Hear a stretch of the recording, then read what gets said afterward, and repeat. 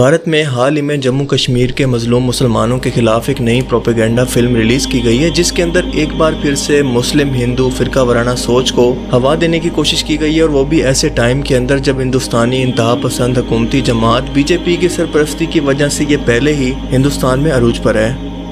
اس film کو بھی direct حکومتی سرپرستی حاصل ہے، اور یہ ماضی کے اندر کشمیر کی سرزمین پر ہونے والے 1989 کے ایک اصلی حادثے کے بارے میں حقائق کو یوں توڑ مروڑ کر اپنے مفاد کی خاطر اور صرف اپنی سائڈ کے حقائق کو توڑ مروڑ کر پبلک کے سامنے کچھ اس انداز کے اندر پیش کرتی ہے کہ کشمیر کی جیوگرافیکل لوکیشن کے بعد اور اس کی قانونی حیثیت کو بدلنے کے بعد یہاں کے مسلمانوں کی شناخت کو بھی اب تاریخ میں ہیر پھیر کر کے اور ہندو پنڈتوں کو اپنی سرزمین پر مظلوم دکھا کر دہشت گردی سے جوڑ کر یہ ثابت کرنا چاہتی ہے کہ مسلمان قوم کے اندر یہ نقص ہے کہ یہ امن پسند نہیں، جو اپنی ہی ریاست میں مائنورٹی میں رہنے والے ہندو پنڈتوں پر اس طرح سے ظلم کرتی ہے اور ان سے نفرت کرتی ہے۔ مگر دوستو، اصل تاریخ کا مطالعہ کریں تو ان سب حالات کے پیچھے ایک پوری تاریخ ہے جس کا اس فلم کے اندر کہیں کوئی ذکر نہیں کہ یہ حالات آخر پیدا کیسے ہوئے، اس کا ذمہ دار کون تھا۔ اور آپ جانتے ہیں کہ تاریخ کے ساتھ یہ پروپیگنڈا بالی ووڈ کی عادت بن چکی ہے، اور حکومتی سرپرستی کی وجہ سے ہر تاریخ پر مبنی فلم میں ہمیں یا تو مسلمان قوم سے نفرت اور ان کے ہندوؤں پر ظلم کو یا دیش بھکتی کو ہی بڑھاوا دیتی نظر آتی ہیں، اور یوں وہ نوجوان نسل جو کہ اصل تاریخ نہیں جانتی، ان کے سب کانشیس مائنڈ میں یہی فلمی تاریخ ہی باقی رہ جاتی ہے، جو کہ نفرت میں بدلتے بدلتے ایک آتش فشاں لاوا کی طرح ایک روز پھٹ پڑتی ہے۔ اور بالکل یہی وجہ ہے کہ اس پروپیگنڈا فلم کو دیکھ کر اور جذباتی ہو کر ہندو انتہا پسند تھیٹر سے جے شری رام کے نعرے لگاتے ہوئے باہر نکلتے ہوئے ہمیں نظر آ رہے ہیں، جس کی ویڈیو سوشل میڈیا پر کافی دن سے گردش کر رہی ہیں۔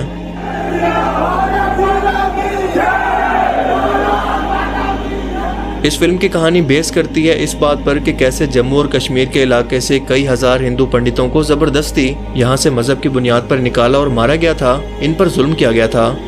لیکن اصل تاریخ سمجھنے کے لیے یہ جاننا ضروری ہے کہ یہ حالات خراب ہونے کی وجہ آخر تھی کیا۔ بھارتی فوج نے ایسے کون سے کارنامے کیے تھے جس کی وجہ سے یہ مظلوم کشمیری ہتھیار اٹھا کر لڑنے پر مجبور ہو گئے، جس کے نتیجے میں جتنے ہندو پنڈت یہاں سے مائگریشن کر کے پورے ہندوستان میں پھیلنے پر مجبور ہو گئے، اس سے زیادہ بھارتی فوج نے آپریشن کے اندر کشمیری مجاہدین کو چن چن کر شہید کر دیا، جن کی تعداد 1-2 نہیں بلکہ 20,000 بتائی جاتی ہے۔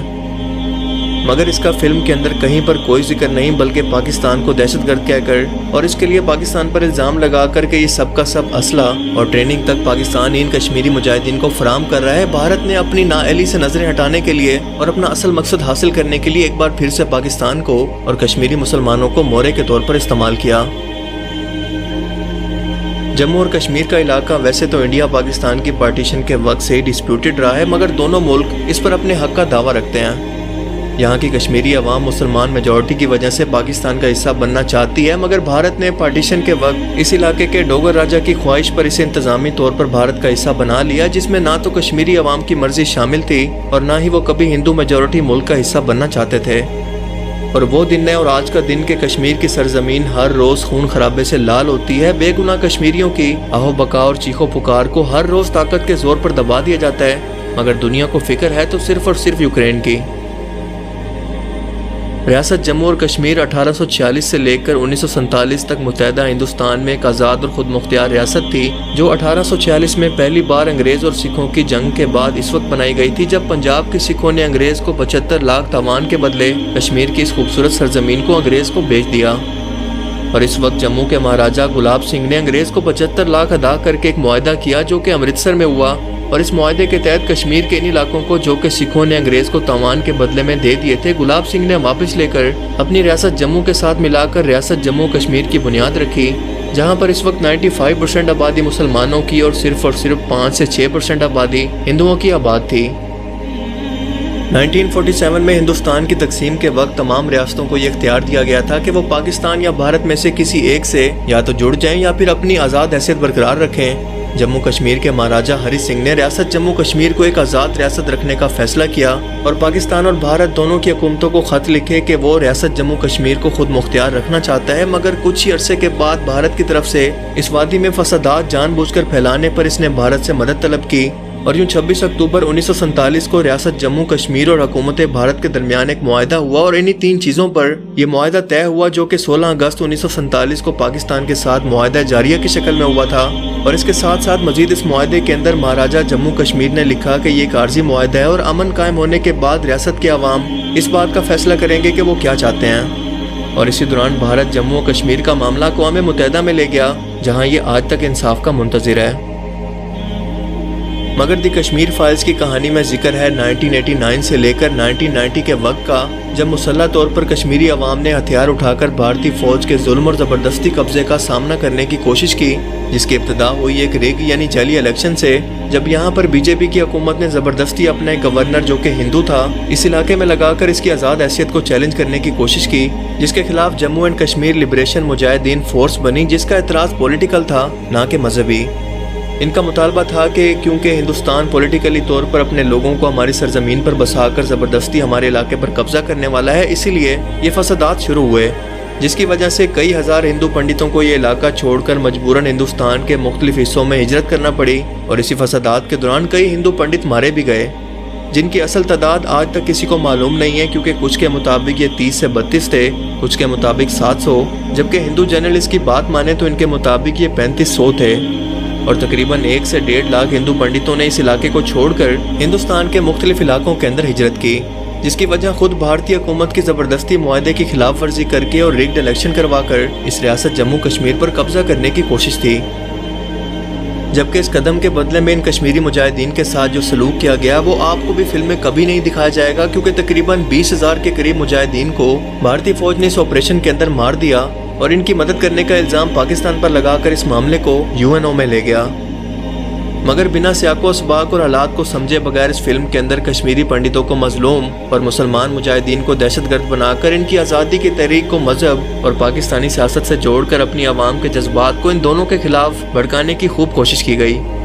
بعد میں بھارتی عدالتوں کے اندر اس کیس کے خلاف جو ثبوت پیش کیے گئے، اس سے ظاہر ہوا کہ یہ عدالتیں بھی بھارتی حکومت کی کٹ پتلیاں ہیں، مگر حقیقت کے اندر اس وقت بھارتی جنتا پارٹی کی طرف سے ان ریگڈ الیکشن کے بعد لگائے گئے نئے ہندو گورنر جگ موہن نے خود ان پنڈتوں کو یہ جگہ چھوڑ کر ہندوستان میں پھیلنے کو کہا تھا، تاکہ انہیں مزید سٹرونگ بہانہ مل جائے کہ جموں اور کشمیر کے اندر یہ امن و امان کے نام پر نئی حکومت کو نافذ کریں اور کشمیری عوام کو دہشت گرد دکھا کر انٹرنیشنلی طور پر کشمیر کے مدعے پر ان کا مقدمہ زیادہ سٹرونگ ہو سکے، جسے وہ آج بھی استعمال کر کے اس فلم کے ذریعے اپنی عوام کو مسلمان اور کشمیری عوام کے خلاف اکسا رہے ہیں، تاکہ اس قبضے کو دنیا کے سامنے جسٹیفائی کر سکیں۔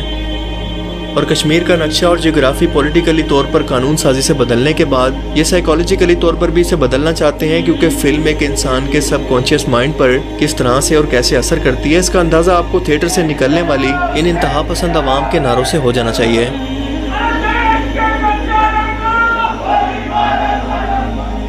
یوکرین کا موجودہ وزیر اعظم زیلنسکی ایک کامیڈین اور ٹی وی ایکٹر تھا، اور اس نے اپنی ایک فلم کے اندر ایک ایسے ٹیچر کا رول کیا جو کہ بعد میں حادثاتی طور پر ملک کا وزیر اعظم بن کر اس قوم کے حالات کو بدل دیتا ہے۔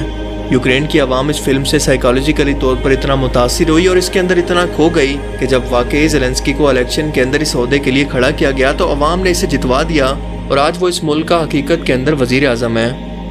یہ چیز ہمیں یہ سمجھانے کے لیے کافی ہے کہ بھارت میں تاریخ پر بننے والی ہر فلم کے اندر مسلمان ہی ویلن کیوں ہوتا ہے، اور دیش بھکتی دکھانے کا مقصد دراصل مسلمانوں سے پاک ایک عظیم ہندو ریاست بنانے کا خواب ہے،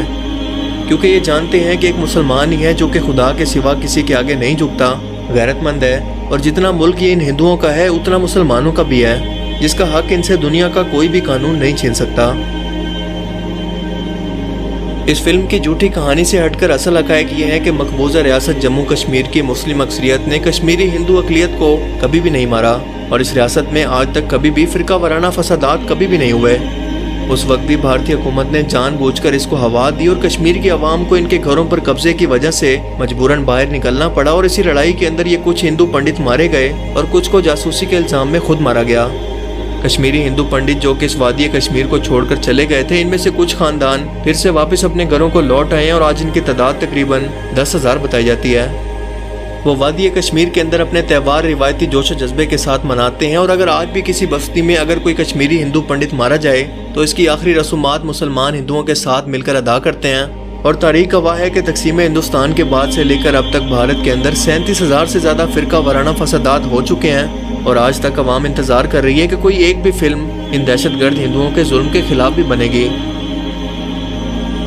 بدنام زمانہ گورنر جگ موہن نے کشمیری ہندو پنڈتوں کو کشمیر سے جو ہی بگایا تو کشمیری مجاہدین کے خلاف اس قاتل قابض بھارتی فوج نے کیچ اینڈ کل یعنی پکڑو اور قتل کر دو کے نام پر آپریشن شروع کیا، جس کے اندر ہزاروں کشمیری نوجوانوں کو گھروں سے اور راہ چلتے ہوئے پکڑا گیا اور شہید کر دیا گیا۔ 90 की दिहाई के शुरू के साल के दौरान सफाक भारतीय फौज ने कई खूनी ऑपरेशन करके कश्मीरी मुसलमानों का कत्लेआम किया, इनकी बस्तियों को उजाड़ दिया। इनके कई इलाकों में कश्मीरी मुसलमानों पर अंधाधुंध गोलियां बरसाई गई, सैकड़ों कश्मीरियों को शहीद कर दिया गया, इनकी बस्तियों को नजरे आतिश कर दिया गया, इनकी औरतों की इज्जतें पामाल की गई और सफाक भारतीय फौज के हाथों 1990 से लेकर आज तक की तारीख तक कश्मीरी मुसलमानों की जानो माल को पामाल करना आज तक जारी है। तारीख भी इनसे सवाल करती है कि वार कातिल 1 लाख कश्मीरी मुसलमानों की शहादत के बदले में 19 या फिर 35 कश्मीरी हिंदू पंडित मारे गए तो मुसलमान जालिम ठहरे और कश्मीरी हिंदू मजलूम बन गए। हिंदू कौम परस्त जमात बीजेपी ने इस मुतनाज़ा खित्ते के अंदर कश्मीरी पंडितों के वादी से निकाले जाने के मामले को अपनी इलेक्शन कैंपेन के दौरान भी इस्तेमाल किया था। मकबूजा कश्मीर में गवर्नर राज के खात्मे के बाद भी सन 2002 में भी भारत नवाज जमात PDP सरकार ने इन कश्मीरी पंडितों की कश्मीर वापसी की जानिब कदम उठाया। इसके अलावा कांग्रेस की हुकूमत ने भी काफ़ी कोशिश की।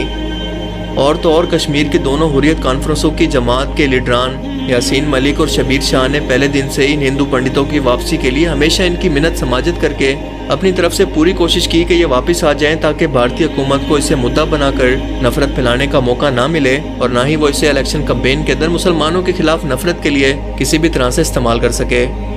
लेकिन कश्मीरी हिंदू पंडितों ने वादी कश्मीर आने से ये कहते हुए साफ इनकार कर दिया कि जब तक हमारे लिए फौजी असार वाली कॉलोनियां बनाई ना जाएं तब तक हम वापस नहीं आ सकते।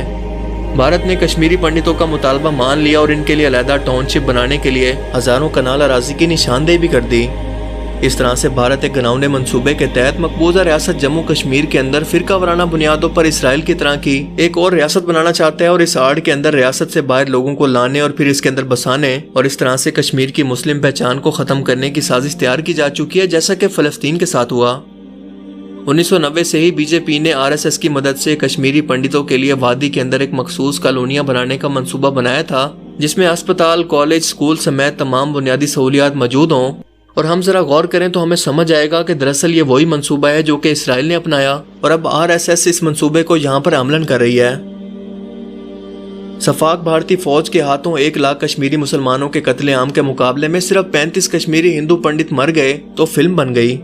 जिसके पीछे नरेंद्र मोदी और इसकी जमात भारतीय जनता पार्टी का साफची दिमाग है। और भारतीय वजीर आजम नरेंद्र मोदी और इसकी हुकूमत के वज़रा ने न सिर्फ इस फिल्म की तारीफ की है बल्कि अपने ट्वीट के जरिए अवाम को बार बार इसे देखने के लिए कहा है।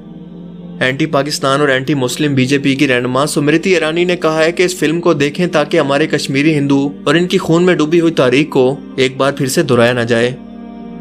भारत की बहुत सारी रियासतों के अंदर इस फिल्म को नुमाइश के लिए पेश करने पर आयद करने वाले टैक्स की छूट भी दी गई, जबकि रियासत मध्य प्रदेश के अंदर पुलिस एहलकारों को इस फिल्म को देखने के लिए 1 दिन की छुट्टी देने का ऐलान भी किया गया। मगर जिस तरह से हमारी मुसलमान उम्मत इसराइल की आबादकारी को देखकर आज तक खामोश है, बिल्कुल वैसे ही कश्मीर के लिए भी इनकी आवाजें बंद हो चुकी हैं। हर कोई अपना मफाद ढूंढ रहा है। आज यूक्रेन के हालात पर अफसोस करने वालों को क्या कश्मीर, फलस्तीन, इराक, शाम, यमन और अफगानिस्तान नजर नहीं आते? ये लोग आज भी फिरौन की फौज के मुकाबले में एक मूसा के मुंतज़िर हैं और अल्लाह ताला अपनी गैबी मदद से बहुत जल्द इस मसीहा को नाजिल फरमाएगा ताकि मुसलमान उम्मत उसकी रहनुमाई में एक जगह पर इकट्ठा हो जाए। अल्लाह ताला हमें समझने की और अमल करने की तौफीक अता फरमाए। आमीन।